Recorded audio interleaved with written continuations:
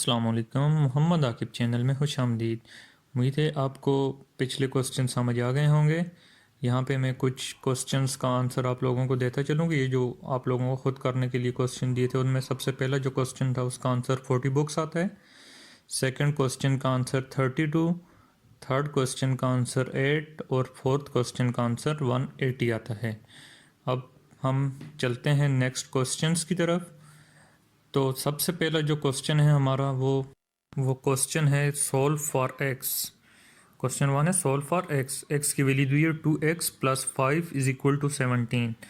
ये क्वेश्चन दिया हुआ है, इसमें हमने x की वैल्यू फाइंड करनी है। तो इसके साथ जितने भी नंबर जो न्यूमेरिकल जो कोफिशिएंट्स हैं वो उनको दूसरी साइड पे लेके जाना पड़ेगा। सबसे पहले 5 इधर ऐड हो रहा है, दूसरी तरफ जाएगा तो ये सब्ट्रैक्ट हो जाएगा। 2x is equal to 17 minus 5। अब ये 12 आ गया तो 2x की वैल्यू 12 है। अभी हमने सिर्फ 1x की वैल्यू फाइंड करनी है, तो 2x के साथ मल्टीप्लाई हो रहा है, दूसरी तरफ जाके डिवाइड हो जाएगा। तो x की वैल्यू इसमें 6 आ जाएगी। ये फर्स्ट क्वेश्चन का आंसर है। नेक्स्ट क्वेश्चन हमारा जो है वो ग्राफिकल क्वेश्चन है कि विच लेटर रिप्रेजेंट नॉर्थ ईस्ट। कौन सा लेटर नॉर्थ ईस्ट को रिप्रेजेंट करता है। 4 दिए हुए ABCD। इसका हल इस तरह है, नॉर्थ की वैल्यू ये C और D के दरमियान में दी हुई है। तो सबसे पहले आप लोग ये देखें कि जिस तरीके से घड़ी की सुइयाँ घूमती हैं उसमें देखें आप कि सबसे पहले वेस्ट आता है, फिर उसके साथ नॉर्थ, फिर आगे जाकर ईस्ट और फिर साउथ और फिर दोबारा जाकर वेस्ट आ जाता है।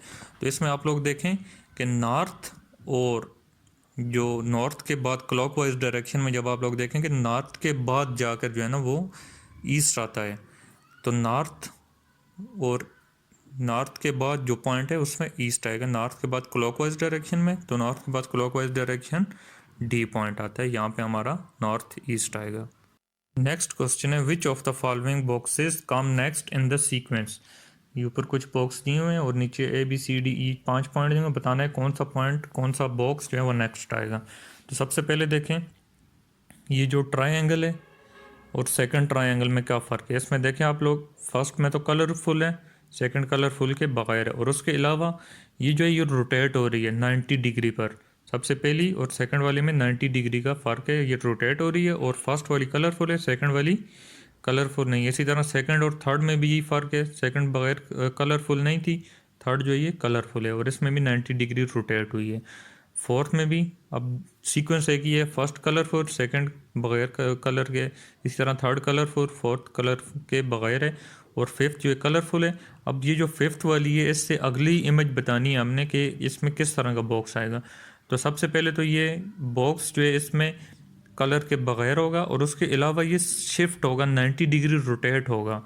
तो आप लोग देखें इसमें जो इमेज है, इमेज E, ये हमारा आंसर बनता है। नेक्स्ट क्वेश्चन है कि if a recipe calls for 3/4 cup of a sugar and you want half a recipe, how much sugar do you need. कि एक रेसिपी है उसमें 3/4 कप शुगर के 3/4 हिस्सा उसमें शुगर डालनी है। तो अगर आप आधी रेसिपी बनाना चाहते हैं तो उसमें कितनी चीनी लगेगी। तो सबसे पहले हमें चीनी चाहिए 3/4 पूरी रेसिपी बनाने के लिए। तो हम आधी रेसिपी बना रहे हैं तो हम उसका आधा डालेंगे, 3/4 का आधा, तो वो हो जाएगा 3/8। 8 में से 3 हिस्से या 0.375, ये इसका आंसर है।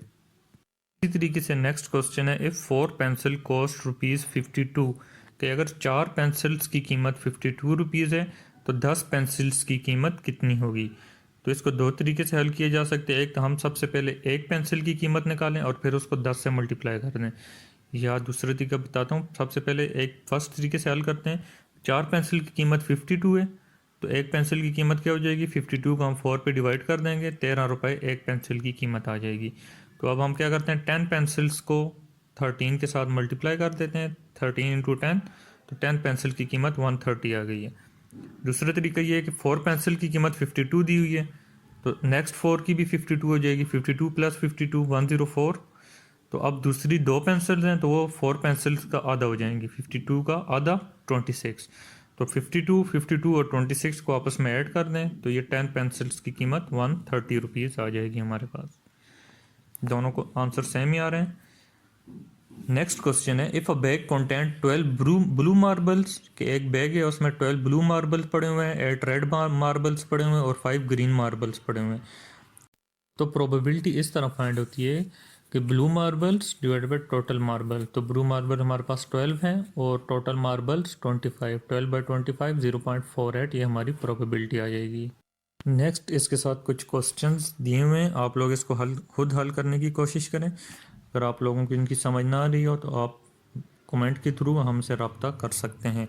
सबसे पहला क्वेश्चन है हमारे पास, वो है what is next logical image in the sequence. कि आप लोगों ने बताना है कि जो थर्ड इमेज है यहाँ पे कौन सी इमेज आनी चाहिए। आप लोग इसमें मुख्तलिफ इमेजेस दी हुई हैं, आप लोग इनमें सीक्वेंस को समझें और फिर बताना है कि यहाँ पे कौन सी इमेज आनी चाहिए। इसी तरह नेक्स्ट क्वेश्चन है कि which of the boxes comes next in the sequence. ये फर्स्ट पे 5 बॉक्सेस दिए हुए हैं और इसके बाद ये बताना है कि नेक्स्ट जो बॉक्स है वो कौन सा आना चाहिए। ABCDE, इसमें आप लोगों ने सीक्वेंस समझना है, फिर बताना है कि इसमें कौन सा बॉक्स आना चाहिए। इसी तरीके से हमारा थर्ड क्वेश्चन है सॉल्व फॉर x की वैल्यू दी है 3x - 7 इज इक्वल टू 20। तो what is the value of x। 3x - 7 की वैल्यू 20 है, तो x की वैल्यू हमने फाइंड करनी है। इसी तरह हमारा नेक्स्ट क्वेश्चन है if a shirt originally cost 1200 rupees and is now on sale for 25% of.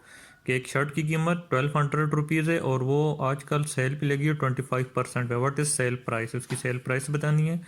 ये सेम लाइक आप लोगों ने पहले ही इसका क्वेश्चन कराया हुआ था, आपने इसका इस तरीके से हल करना है कि 25% ऑफ 1200, 25% ऑफ 1200 निकाल लेना है। 1200 का 1/4, तो ये इसकी सेल प्राइस इस उतनी उसमें से कम हो जाएगी 1200 में से, और बाकी जो बचेगी वो उसकी सेल प्राइस होगी। उम्मीद है आपको हमारी आज की वीडियो पसंद आई होगी। अगर आपने हमारा चैनल सब्सक्राइब नहीं किया तो हमारा चैनल सब्सक्राइब कर दें और बेल आइकन को दबा दें। Thank you.